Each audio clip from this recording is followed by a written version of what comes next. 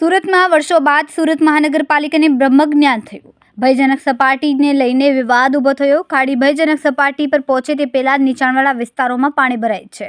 હવે ફરીથી ખાડીની માપણી કરવામાં આવશે.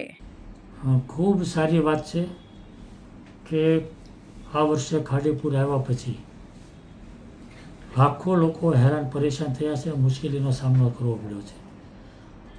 લોકોને આર્થિક રીતે ખૂબ મોટું નુકસાન થયું છે અને પૂરને ધ્યાનમાં રાખીને મુખ્યમંત્રી પણ અહીંયા આવ્યા ત્યારે એમની સાથે પણ ચર્ચાઓ થઈ.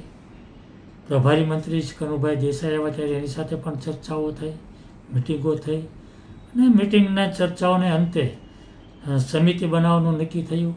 અને સમિતિ જે બની છે એ આ વર્ષે સમિતિએ ડ્રોન દ્વારા સર્વે કરવામાં આવ્યું છે. સર્વે કર્યા પછી એના સૂચનો થયા છે કે શું કરવાથી ખાડી એ બ્રિજ પૂર હલ થાય.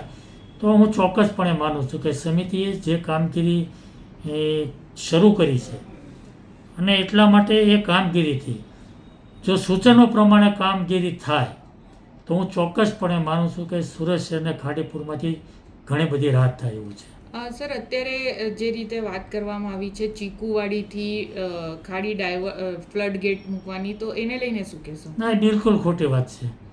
ત્યાં જે કંઈ વરસાદનું પાણી ખાડીમાં આવે છે ત્યાં ફ્લડ ગેટ છે હવે ખોલી નાખવામાં આવે છે અને ત્યાં પાણી પણ જાય છે. એ કોઈ એનો ઉકેલ નથી. એક જગ્યાએ ડાયવર્ટ કરીએ ખાડી તો એનો ઉકેલ આવી જાય એવું નથી.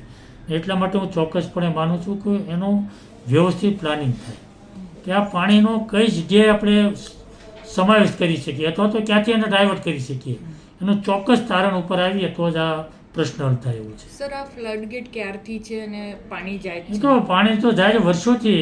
એ ચીકુવાડી, નાના વરાછા, ખાડી તો તાપીની અંદર વર્ષોથી જાય છે. ખાડી આજે હું સુરતમાં હોય ત્યારથી તો હું જોઉં છું કે ખાડી તો. કેમેરામેન સેનલ વિરાણી સાથે વિશાલ છેઠા, માનવ પ્રભા ન્યૂઝ, સુરત. અમારા વિડીયોની નવી અપડેટ મેળવવા માટે સબસ્ક્રાઇબ કરો માનવ પ્રભા ન્યૂઝ ચેનલને. બેલ આઇકન ક્લિક કરો લેટેસ્ટ વિડીયો સૌથી પહેલા મેળવવા માટે.